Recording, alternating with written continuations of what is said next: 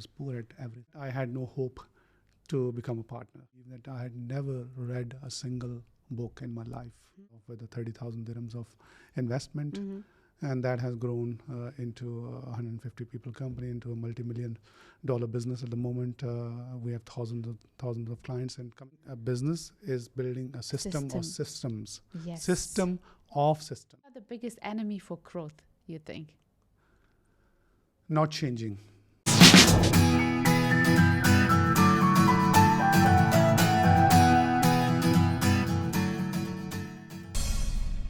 Welcome to another episode of Skillionaires Podcast, where we share stories that stick and strategies that scale.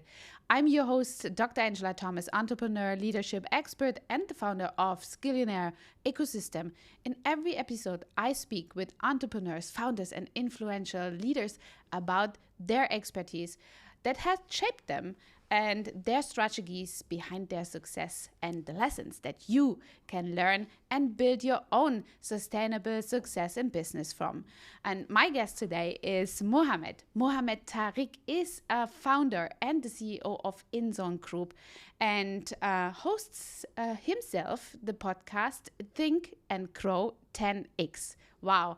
And Muhammad began his professional journey as a technically focused lawyer.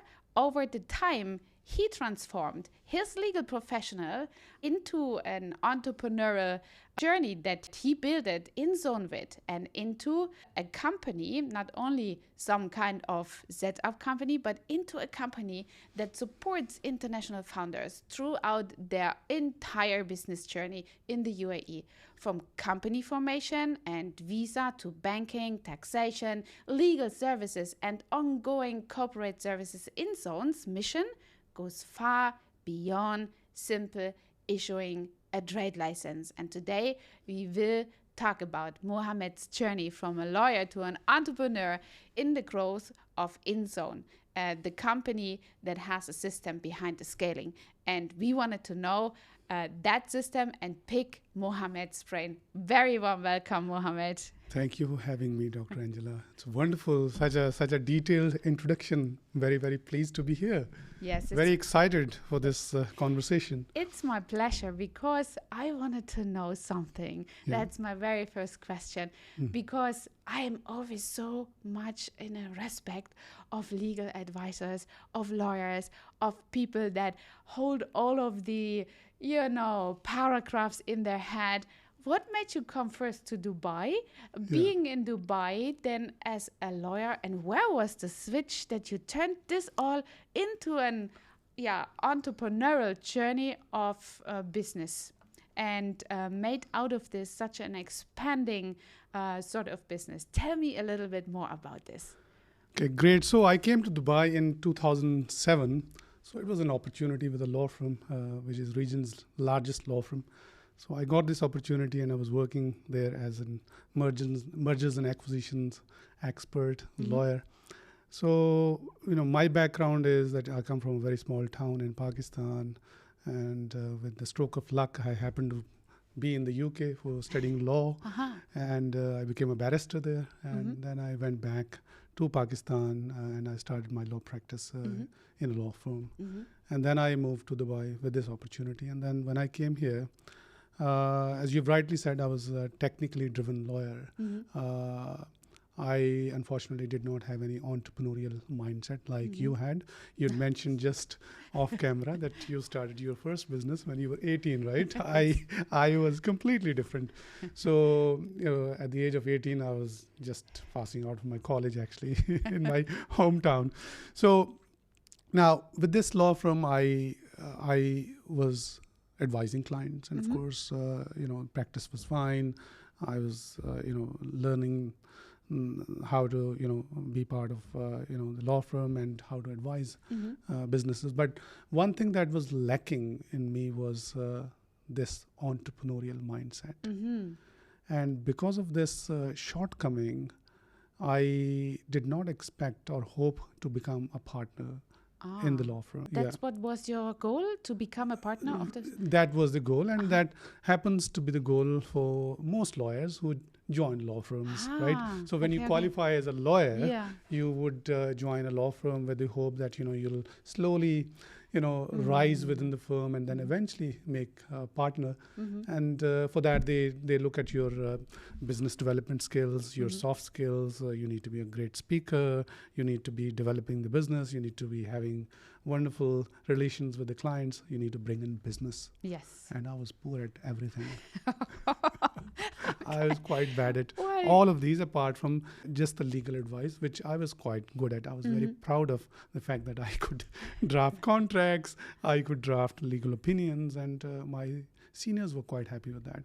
But the feedback that I used to get was that I lacked all of these skills that I've just mentioned. And for that, I had no hope to become a partner. Well, I can only imagine to have no hope could be the hopelessest point on your career, right? So then I found an opportunity in-house with one of the local, one of the biggest businesses here.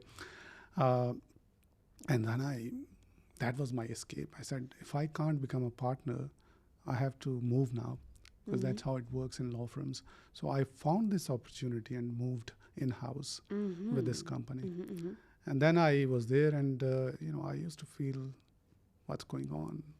I was not very happy. But one thing that triggered there was that I learned how businesses are run, because I was part of business. Right? So that's where the change happened, and along with that, I started reading books. Until the age of 34, can you believe that I had never read a single book in my life, apart from the textbooks, of course, which were mandatory So to you pass talked the exam. about books Right. that inspire you. Yes. So I started reading books and started exploring myself. Now, within a year, things changed drastically. I found out that I can become an entrepreneur. I found out that I could set up my own law firm. How was this in your idea, and where was this aha moment? Because these are the moments that I'm deeply seeking in my interviews, because that's the shifting point where you have actually where you expand basically all your talents into a business, right? Correct. So it was at this point where I got really fed up with myself. I'd given it a go in the law firm. I was trying to rise within the firm, and then in-house role was a little technical, but I wanted to discover myself. I wanted to know what I am built for, and that's what exactly happened through studying these books, reading these books, and finding out and exploring myself. I found out that I am supposed to be running a business. Can you imagine? So leaving that law firm in 2010, in 2014, starting a law firm that is now the biggest estate planning law firm in the UAE. Wow. The firm that I started by the name of Legal Inz. Wow. Right. Yeah. So my fullest respect and chapeau on that. Thank you. So things can change, and this is the story of change in my own life. That I was a technically driven lawyer, had no hope of making a partner at the law firm, to starting my own law firm that is now the biggest estate planning law firm in the UAE. Right. So that's the shift that I went through, and that was the shift that happened as a result of self-exploration, self-awareness, understanding my own strengths. Reflection. Correct. Actually. Understanding my own weaknesses. And that's where I believe, when I talk about 10X and all of that, that is a metaphor for change. It's not achieving your potential. Yeah. And even exceed it, right? Correct. Sometimes. Correct. Very so that good. is the story. Wow, that's so inspiring. Yeah. Now I'm interested in when do you remember that time when you had this conclusion? Okay, let's change it. I do remember, of course. I used to read books, and now I read books actually ever since I've been reading books, and I listen to a lot of audiobooks, and it was one of the fine afternoons where I was visiting a client within the group, and I was driving back to the office. Suddenly something clicked. Okay. I said, this is it. I can start, for example, the idea that originated was that I could start selling legal documents online. Right. Wow. So I took action, and then I set up the website. And the first product or service that we started off was a will. Yeah, it's Right. a big thing in UAE, right? Correct. Yes. So we do the maximum number of wills in the UAE at the moment, compared with any competition. So we are the biggest will writing law firm in the UAE at the moment. Wow. Right. So that's where it all started, and I took action essentially, and then there was a journey I had to go through. Developing the website, understanding the product, and learning the sales part. As a lawyer, you never trained to become a salesperson, right? Yeah. So as an That's true. entrepreneur, you know better than anyone else. Yes. You've been running a business or businesses since the age of Yeah. 18, right? So you need to become a salesperson. Yeah, I see this when we do our doctors and also the legalization on the licensing for doctors and also sometimes lawyers. They have no idea of how this market here works, that you need to sell. Exactly. And as an entrepreneur, this is the biggest skill. And sometimes my mom asked me, are you not scared of what you're doing? I was like, I'm not scared at all, because I know how to sell. And this is nothing that people think is toxic. Correct. Selling is something so beautiful for me. It's a service to the client to have a target driven or conversation with your client, and that helps them to make a bigger and faster decision, right? Absolutely. So I'm very glad that you found the joy in the subject of sales, right? So sales, I had to learn how to sell, how to communicate effectively. I was a very, very bad communicator when I was practicing law at the law firm. I couldn't speak to people. I remember sitting in meeting rooms, communicating with my colleagues and clients. I was a shy person, extremely shy. I couldn't talk to 2 or 3 people in a meeting room. I couldn't communicate my ideas.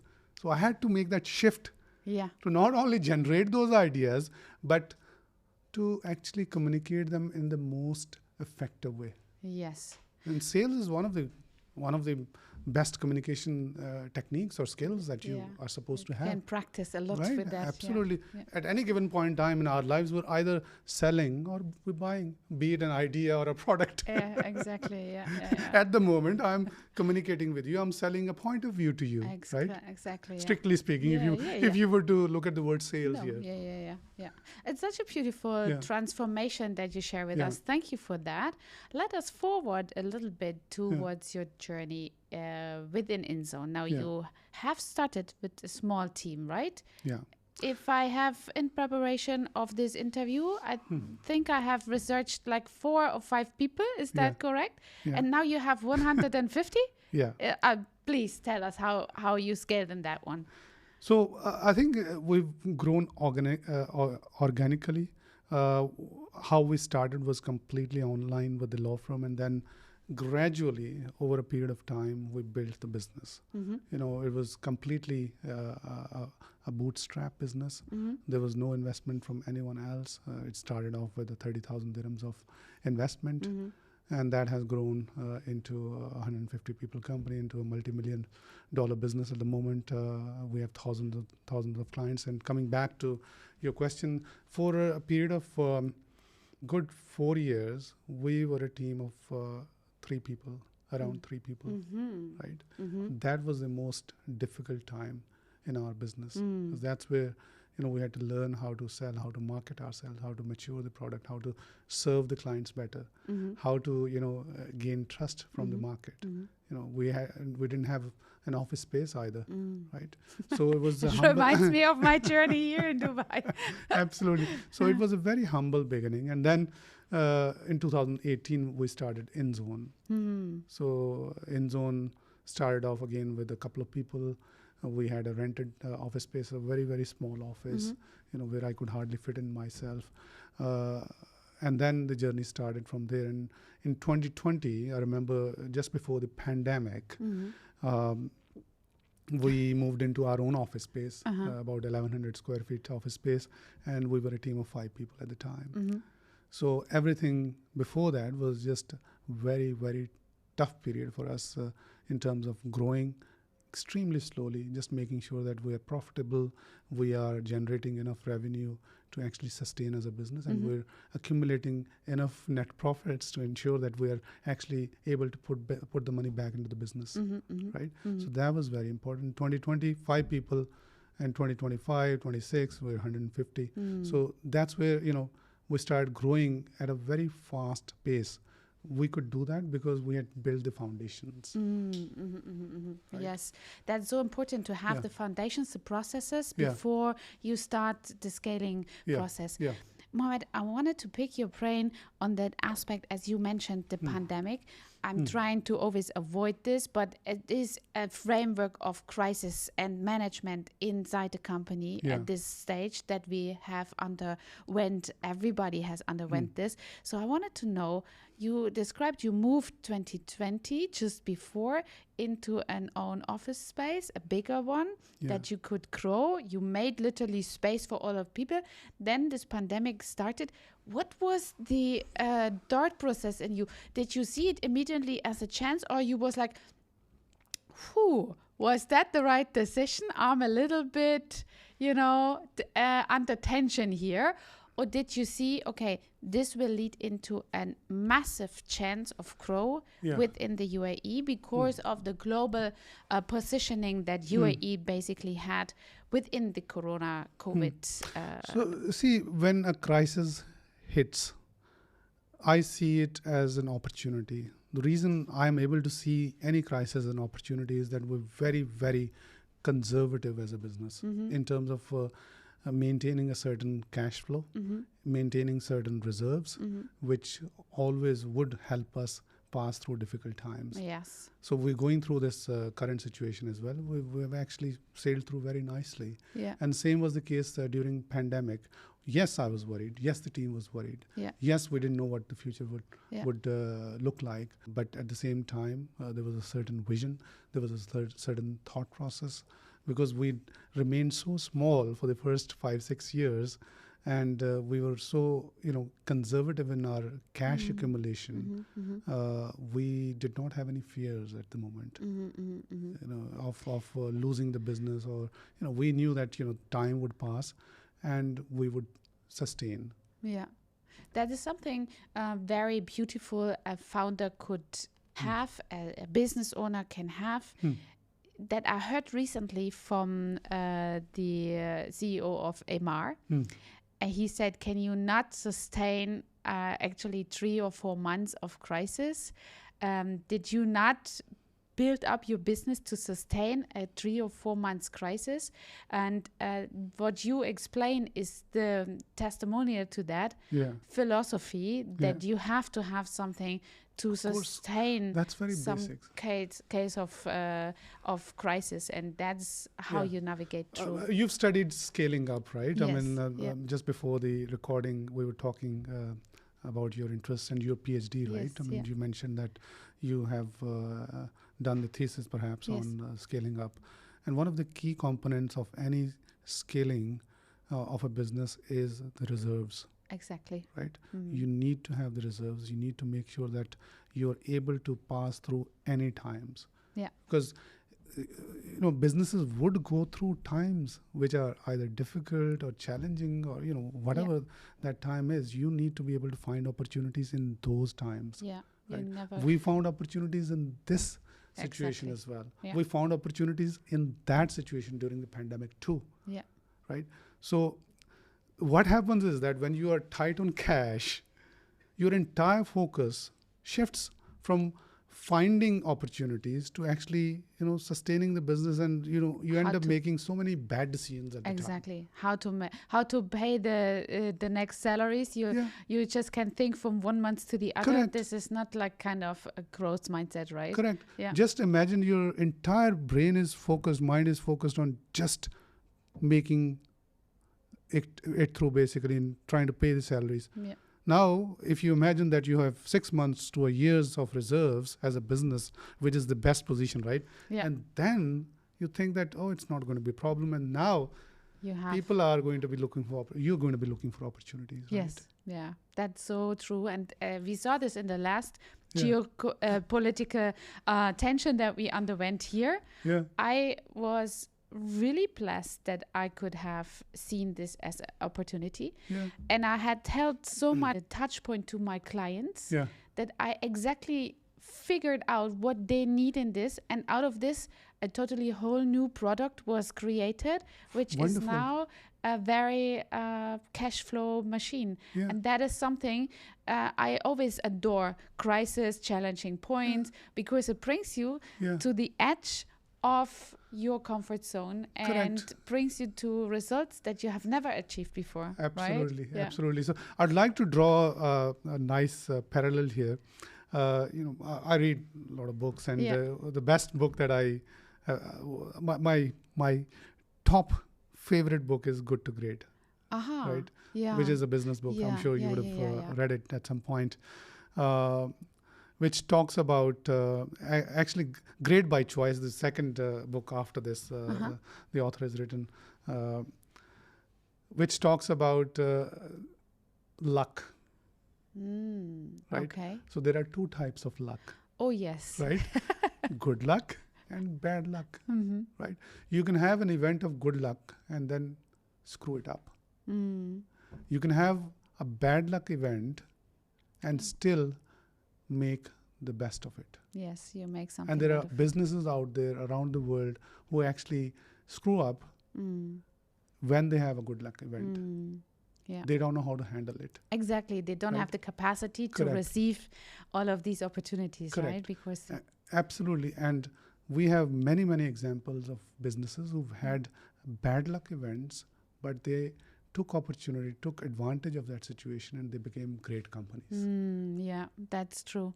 And that is something that I might predict in your nowadays clientele. Yeah. Tell me a little bit. You are getting actually a very holistic, what I would say 360 degrees care of your clients, right? Yeah. When they come to you, what do you think is the most common challenge they have or struggle or they don't? What you identified as a lack of something they have to be an entrepreneur here in Dubai? Right. There are many, many struggles that businesses go through, entrepreneurs go through.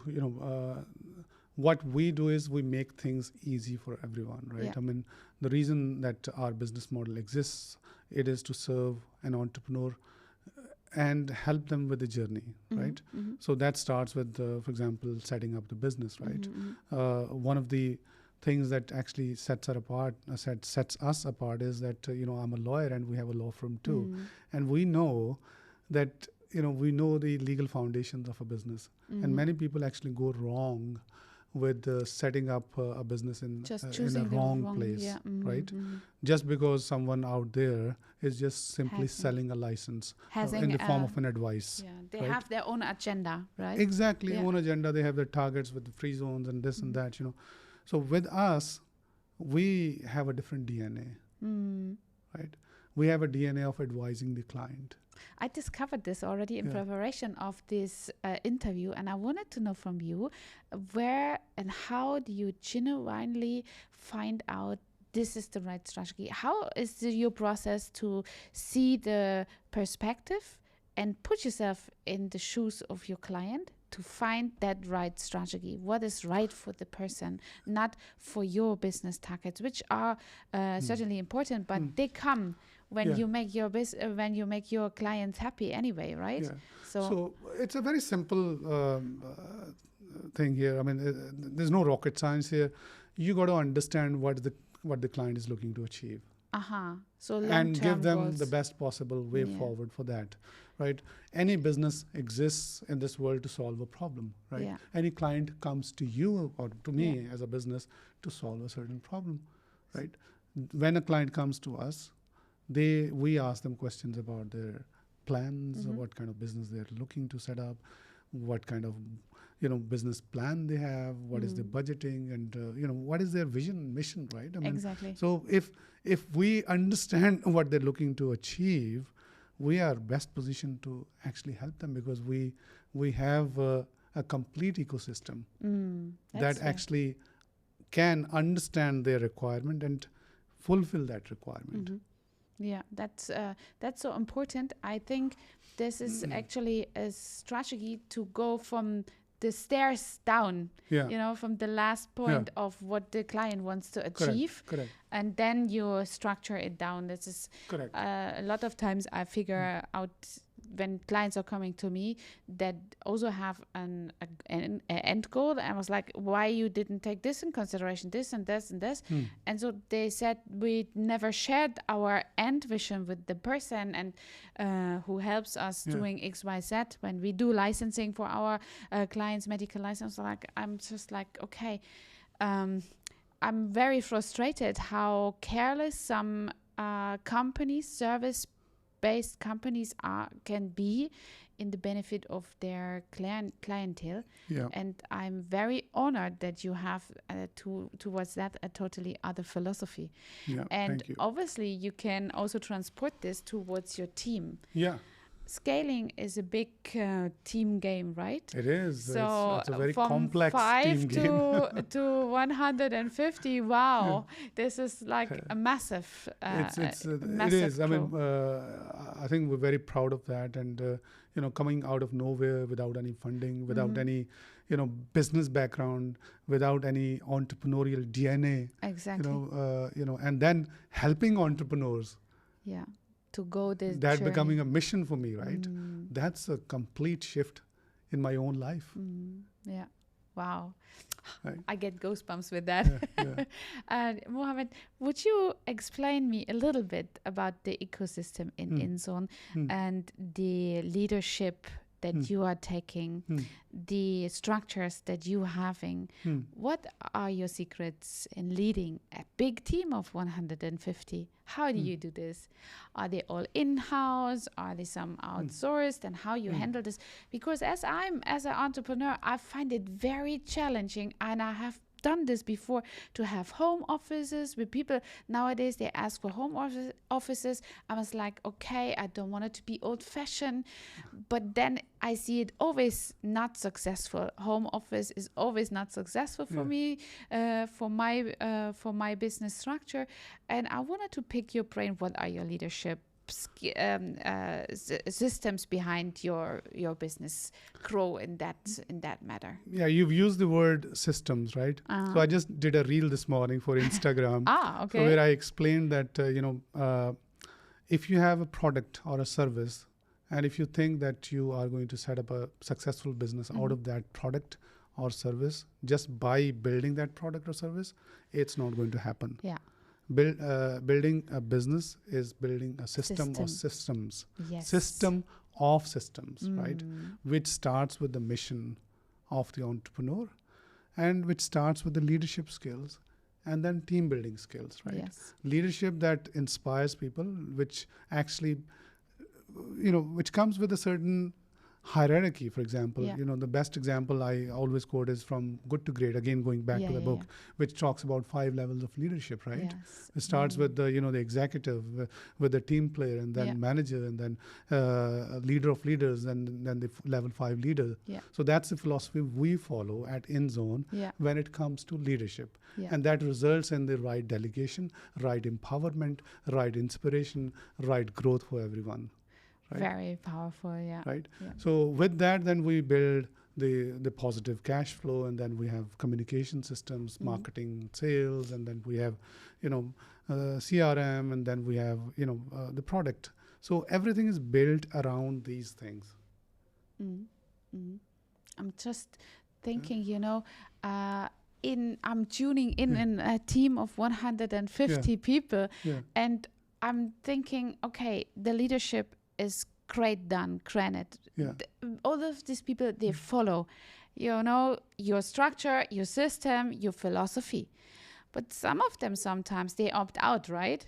How you handle this to find this out? Because I think it's very hard to have, let me say this, a foul apple in the team can spoil the whole philosophy, right? This is for me the most important thing to know, to shield this ecosystem of the team and to directly react if there is this one foul apple. Yeah. So I think what happens is that a great company would definitely have a great culture. And a culture is nothing but a behavior of everyone around, right? And what goes behind the behavior is a set of values, right? And along with that is our mission and vision, right? Everything at InZone is driven by its values, its vision, and its mission, right? And that actually sets the tone for the entire behavioral patterns from everyone. So along with that, of course, you'll have people joining in who might not be aligned with that culture. Once they find out, or once we find out that the person or the persons are not aligned, of course, they will leave. So that way, it's a very strong culture that we have. That way we build a very, very tightly knit culture, which is a culture of, inspiration, empowerment, and, inclusion and fun. That's what we have. These are our core values, by the way, as a business. Yeah, it is. So once that is built, everyone who would like to have or be part of this, they would come in, and everyone who's not supposed to be part of this would leave, of course. And then we have the right people. Yes, and I think this is something very beautiful if you can implement all of these core values towards your team. I mean, the majority. It's very, very hard, by the way. I should tell you the truth. It's not easy. I mean, if an entrepreneur's sole purpose is to make money, you can forget the culture. The culture is not built by just driving money in one direction. Culture is built with a certain mission in your mind, with your own dedication, how committed you are as a leader, right? How engaged you are as a leader with your own people. Because if you're not engaged with your own people, they are the people who are going to serve the clients. Exactly. How are you going to make that happen? Because your ultimate objective of existing as a business is to ensure that you're serving the clients. Yes, exactly. And you need your team to have the same language, the same drive and values as you wanted to have them on the front line, and you need to have them in your back. And I think this is something so beautiful if you are managing to implement all of your core values to the majority of a team, the leaders, maybe the inner circle, what you call it, and then they distinguish if there is somebody in the team who's driving down the values, because you're only as strong as the weakest link. Weakest link. To give you an example, people, a lot of companies hire trainers from outside to train their teams on basic things like this. I train my team directly. Very good. I think this is very good. I always have an education slot myself as well. I train my team myself, and then we have, when I train this team, they train their own teams on the same set of principles and values and ecosystem that we have. If you guide people that wanted to grow their business in the UAE, until they come to you, set up a business, you have the structure, what you think they have to have more in place, a good system or the mindset? Both. Yeah, without a mindset, you can't have a system. It's as simple as that. Sometimes I feel when people are so convinced about their system, they are not open to change or adjust it to the market. It doesn't have to always to be changed. But I think people are coming from abroad, I see this every time, they want to just pass and copy their business, but it's not working as it works in their home country maybe, or in the country that they've been already successful, and then they come here. It's a totally other culture in leadership. I think leadership per se, when you wanted to grow with your people, it's 0.2 leadership second level, right? Because of all of cultures. And secondly, you have then on the other hand different clientele here, many that you also have to adjust the market towards the market, right? Of course. So when you come to the UAE, same thing would apply if you're taking a business from here to another jurisdiction, right? So every country has its own culture, set of values, set of way of working around things, and set of the entire business ecosystem, right? You can't just import everything and think that everything is going to just be fine. Everything needs to be localized. Of course, you're dealing with people who are used to the culture here, who are used to the environment here, the lifestyle here. Everything changes. The business, any business coming from overseas or anyone who's coming from overseas would need to adjust to the local conditions, and only then they could succeed. Same would apply if I were to take, for example, InZone to Singapore, for example, and if I start behaving the way I behave in Dubai, do you think it is going to work out? No. I think it's very simple. Yeah. And I think a lot of founders, they have this stubbornness, this stubborn mindset. That's why I'm asking for the mindset or the strategy. And they are not flexible enough as a founder, as a business person, to adjust to the market sometimes, right? They just stick into and they want to go over, and then it's related to your to your quality of the outcome, right? And that sometimes I figure out this is like kind of people have to learn. Absolutely. So there's a reason that 95% of the businesses actually fail in the first 5 years. Yes. This could be one of those reasons. Yeah, exactly. We are in business setup. We know the renewal rates every year. Businesses, not all the businesses succeed. When you start a business, of course, you're hopeful that it'll work out, but of course, it'll all depend how you move the business forward and market conditions, your own, entire set of systems that you're putting in place. So it all depends, really. Yeah, you just mentioned Singapore, and I just wanted to know. I don't know. I'm just picking it up. Where do you see the InZone, your target, your target for the next 5 years? What would you want InZone to be known in the UAE or worldwide, maybe? I don't know. Logically, we should expand, and we will expand to Saudi. There's a lot of opportunity there. And then Singapore, Hong Kong is another place, or other places where, we are looking at the moment. And, those are the 3 jurisdictions. Of course, within the GCC, we should look at other jurisdictions. But of course, it will come with a passage of time, as and when the opportunity and timing is right, we will be expanding. Saudi has been on the cards for a reasonable time, I would say. When it comes to scaling, I have always in founders who wants to scale and massively also do one personal recognition that I see, and maybe you allow me to place this question. If not, that's okay. But I think this is a very important part of entrepreneurship, because you're not only that business person, but you're also a private person. And I think personally for me, it is very important to take on your growth journey, which is sometimes even stressful, hard and challenging, alongside yourself, your private life, right? And you don't want this to be drifting apart. And what is your strategy to take family or your kids, or maybe your private life alongside this journey, so they grow mind-wise with you? I'm feeling all the time when people grow, they justify the part of the family and they don't manage to take them along on this journey, where then we have a very big dilemma.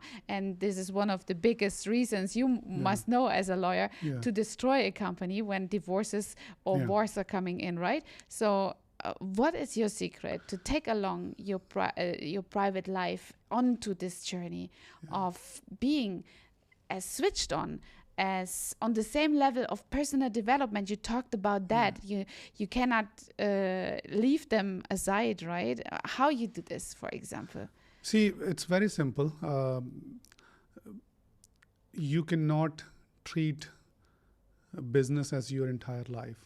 Business is one of the things that you do in your life, and there are many, many other dimensions, right? Family is one, friends is another one, your colleagues, your relatives, your parents, and and there are other social objectives that you might have in place.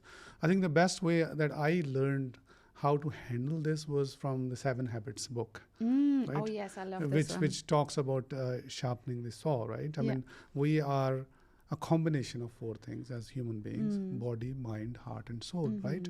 Yes. So we need to take care of all of these things, Yeah. right? I mean, business is one of the things. Please don't treat business as your entire life. If you do, you're going to screw yourself, right? So the way it works is that, so you need to take care of your body, right? You need to Yes. exercise, Yes. right? Yeah. Regularly, lifestyle. right? Yeah. So body's taken care of. Once the body's taken care of, you're fit and healthy and you're moving out and about, right? Yeah. Then mind, if you're not growing your mind by reading or indulging in activities which actually help you grow as a professional, grow as a human being, what on earth are you trying to achieve? Yeah. Right? So body, mind, heart is your relationships, Yeah. right? Which comes with your family, which comes with your friends, your colleagues, general larger society. Yes. You need to be working on those relationships. If you don't, please, you're not doing justice. Yeah. Yeah. I always Yeah. take my kids, for example, Yeah. to some meetings, Yeah. so they have the same level of understanding when I'm coming home, or I'll make them share a book that I read. Yeah. So these are the tools that I have for having them a part on Yeah. my journey as well. Yeah, It's yeah. not only about business, but the personal journey, because a business shapes course. your personality. Of course. And with the changed personality or a shaped personality that Correct. is advanced, you also make a difference to those people that are around you, and you need Correct. to take them somehow along. Correct. So sharing. Absolutely Yeah, right. So yeah. you're absolutely right there. And then the fourth thing is soul, the journey of your soul and spirit, right? Yeah. I mean, I believe in that. I am religious and I'm spiritual at the same time, right? I believe in everything: body, mind, heart, and soul. And a lot of people talk about work-life balance. Yes. There's nothing called work-life I'm balance. always Excuse me, getting sorry. There is supposed to be work-life harmony. Yes. Work is one of the components of your life which needs to be in harmony with your life. Life is much larger, and work needs to fit in one of the places in your life. And everything else is also equally important. It is so fun to pick your brain. Yeah. I'm just so happy Yeah. for this nice conversation, Mohammed. I Thank would you. like to know if you play with me a little game. Yeah, sure. Rapid fire. I'm getting you some questions and you choose one, so we Yeah, get sure. to know a little bit. Sure. So my first one is lawyer or entrepreneur? Entrepreneur, Strategy or speed? strategy, Talent or discipline? discipline, A system or hustle? system. Free zone or mainland? Depends. You need to pick the right place. Okay. Personal brand or company brand? Both. Why is that? Because both are important. Of course, if you are too heavy on a personal brand, then you need to have some fine balance.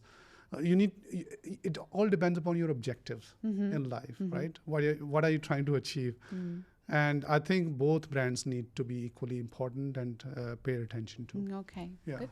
All right. Yeah. So technology or personal connection? Both. I Both? can't. Yeah. Okay. Yeah. So what are the biggest enemy for growth, you think? Not changing. Not changing, Yeah, yes. not changing yourself. Still Yeah, standing is exactly. already So if there's falling backwards. one thing, one permanent thing in life, that is change. My story is the story of change and evolution, right? And that has helped me grow. If I was stubborn in 2007 or 2010, and if I was just thinking that I was happy being a lawyer, if I didn't change in 2013 or 14, then where was the growth, Yes. right? Where was the growth, Yeah. That's true. right? I wouldn't be talking to you today, Yeah, right? yeah. About all of these things. Exactly. Wow. You have so much value. I cannot, I'm really, I know we already exceeded our time, but this is so interesting to pick your brain. Thank Let me finish this nice interview with one more question to Yeah. you. And I would like to know what advice you have received you think others should have had long before they started.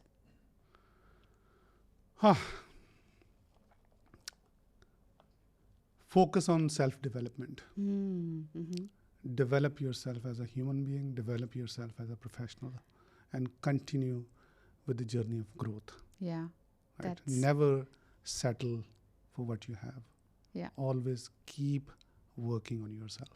That's beautiful, and that's also a very inspiring advice, because I think a lot of people, they just totally forget about developing themselves, and it's such a God-given gift that we have to live in this meat body to develop our skills that are hidden somewhere there, and then unleash them, right? True. So Absolutely. Thank you for this beautiful interview, and I'm very happy to see all of the outcome, the beautiful comments that we're going to receive, certainly. Inshallah.